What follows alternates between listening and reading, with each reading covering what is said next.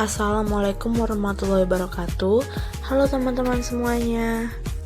Pada kesempatan kali ini, saya akan menjelaskan kasus 11 siklus konversi pada perusahaan Jim & Clean Praktikum Sistem Informasi Akuntansi.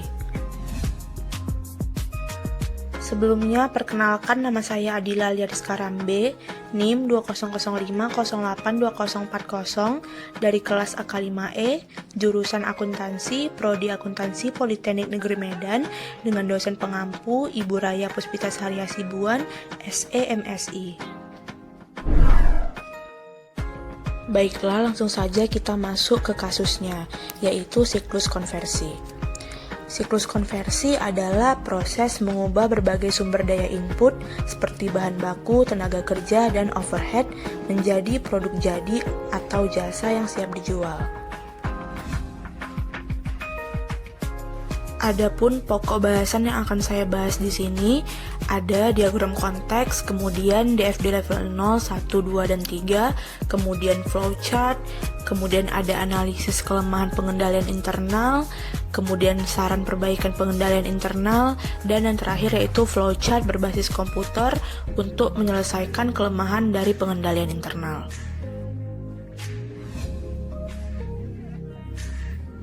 Selanjutnya, masuklah kita ke pokok pembahasan pertama, yaitu diagram konteks, di mana pelanggan membuat pesanan yang telah disepakati sebelumnya atau yang dinamakan blanket order, kemudian dikirimkan ke sistem.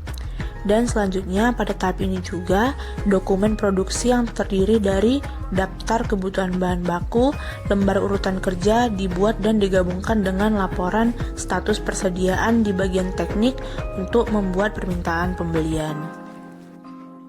Kemudian, sistem mengirimkan permintaan pembelian bahan baku ke bagian penyimpanan persediaan, lalu bagian penyimpanan persediaan mengirimkan bahan baku ke sistem.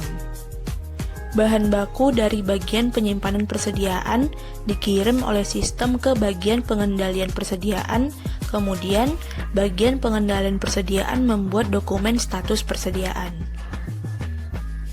Selanjutnya, sistem mengirimkan dokumen pencatatan waktu kerja ke bagian pusat kerja, kemudian bagian pusat kerja membuat dokumen waktu kerja untuk gaji dan jam kerja. Semua bentuk dokumen yang dikirimkan ke sistem, yaitu seperti kartu perpindahan, kartu waktu, permintaan bahan baku, kelebihan bahan baku, retur bahan baku, dan salinan perintah kerja, akan dikirimkan oleh sistem ke bagian akuntansi biaya, di mana dokumen tersebut digunakan untuk membuat voucher jurnal. Kemudian, voucher jurnal tersebut akan dikirimkan oleh sistem ke bagian buku besar untuk memperbarui buku besar. Kemudian, pokok bahasan yang kedua yaitu DFD level 0. Pertama, pelanggan membuat pesanan yang telah disepakati sebelumnya atau blanket order ke sistem perencanaan dan produksi. Kemudian, sistem perencanaan produksi mengirimkan dokumentasi produksi yang akan diterima oleh bagian teknik. Kemudian, bagian teknik mengirimkan dokumen permintaan pembelian ke sistem. Setelah proses perencanaan produksi selesai, maka dimulailah proses produksi bahan baku, di mana sistem mengirimkan permintaan pembelian bahan baku ke bagian penyimpanan persediaan. Kemudian, bagian penyimpanan persediaan membutuhkan data master pembelian, lalu bagian penyimpanan persediaan mengirimkan bahan baku ke sistem. Bahan baku yang dikirimkan dari bagian penyimpanan persediaan akan dikirimkan ke bagian pengendalian persediaan. Kemudian bagian pengendalian persediaan membutuhkan data master pengendalian persediaan. Setelah itu, bagian pengendalian persediaan menerbitkan dokumen status persediaan yang akan dikirimkan kembali ke sistem. Selanjutnya yaitu proses pencatatan dan pengendalian produksi, yaitu sistem mengirimkan dokumen pencatatan waktu kerja ke bagian pusat kerja. Bagian pusat kerja membutuhkan data master karyawan dan jam kerja, kemudian bagian pusat kerja mengirimkan kartu waktu untuk gaji dan jam kerja ke sistem. Setelah itu, sistem menyimpan semua dokumen yang dikirimkan, yaitu kartu perpindahan, kartu waktu, permintaan bahan baku, retur bahan baku, dan salinan perintah kerja di bagian akuntansi biaya. Lalu bagian akuntansi biaya membuat voucher jurnal dan mengirimkan voucher jurnal tersebut ke sistem. Setelah itu, sistem mengirimkan voucher jurnal yang dikirimkan dari bagian akuntansi ke bagian buku besar. Bagian buku besar membutuhkan data master buku besar, lalu bagian buku besar memperbarui buku besar. Kemudian yaitu DFD level 1. Pertama, blanket order yang telah dibuat dikirimkan ke subsistem proses perencanaan produksi. Kemudian, subsistem perencanaan produksi mengirimkan dokumen permintaan pembelian untuk menetapkan bahan baku dan kebutuhan operasi. Lalu, setelah bahan baku ditetapkan, maka bahan baku akan dikirimkan. Selanjutnya yaitu DFD level 2, di mana bahan baku yang dikirimkan kemudian akan diproduksi, lalu pada saat proses produksi bahan baku, sistem menerbitkan dokumen status persediaan, dan setelah proses produksi bahan baku selesai, maka dibuatlah dokumen pencatatan. Selanjutnya DFD level 3, di mana dokumen pencatatan digunakan untuk proses pencatatan produksi. Pada saat proses pencatatan produksi, sistem akan mengirim dokumen pencatatan waktu kerja, kemudian sistem akan membuat dan mengirim voucher jurnal untuk mengupdate file dan buku besar.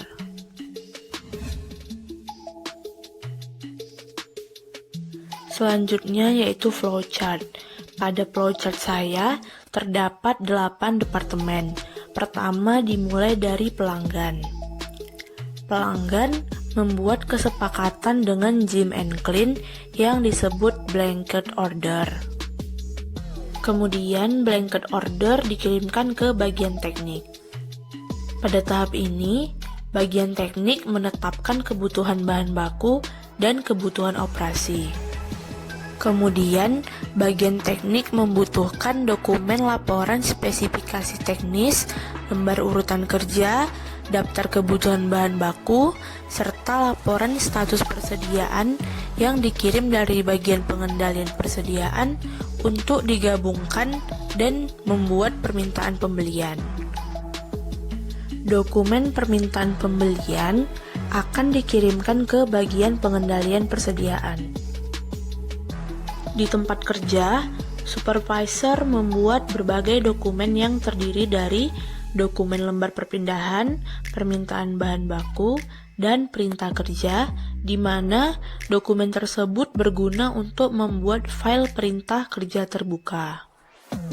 Lalu, setelah siklus produksi selesai, maka lembar perpindahan dibutuhkan untuk menutup file perintah kerja terbuka. Kemudian, pusat kerja juga membuat berbagai dokumen waktu kerja yang terdiri dari kartu waktu untuk gaji dan jam kerja. Dokumen kartu waktu untuk gaji dan jam kerja ini nanti akan dikirimkan ke bagian akuntansi biaya.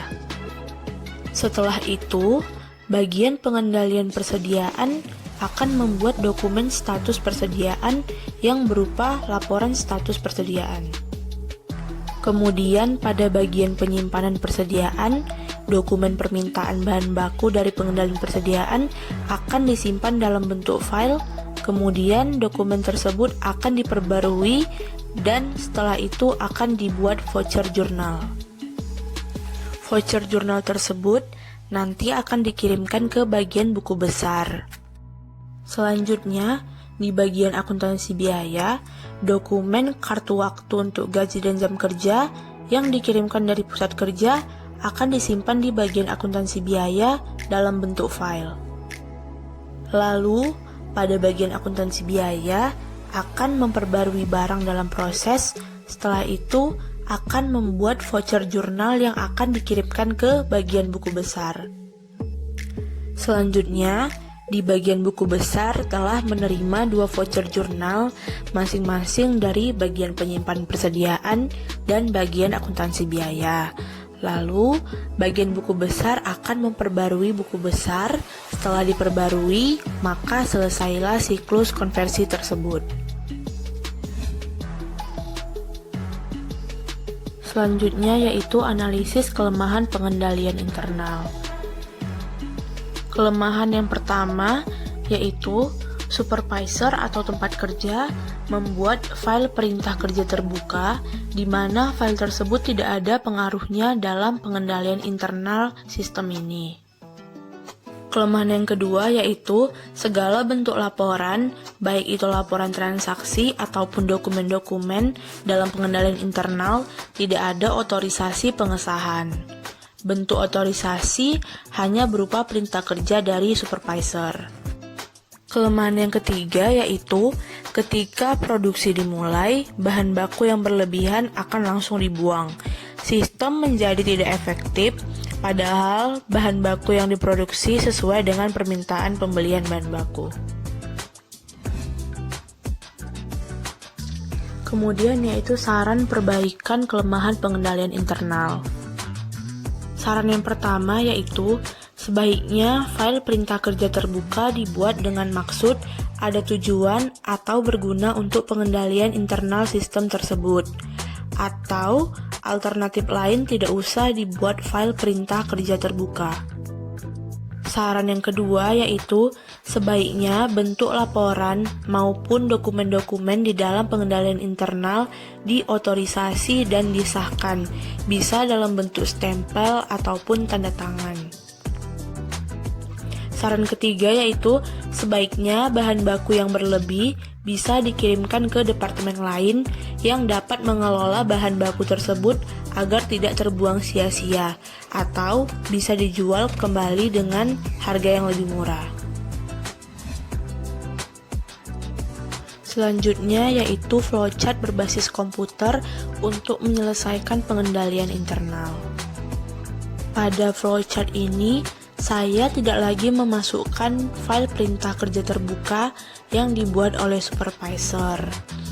Dan perbedaan flowchart komputer ini dengan flowchart sebelumnya yaitu pada penginputan data pada dokumen masih diketik manual, sedangkan pada flowchart ini sudah diketik dengan alat bantu komputer.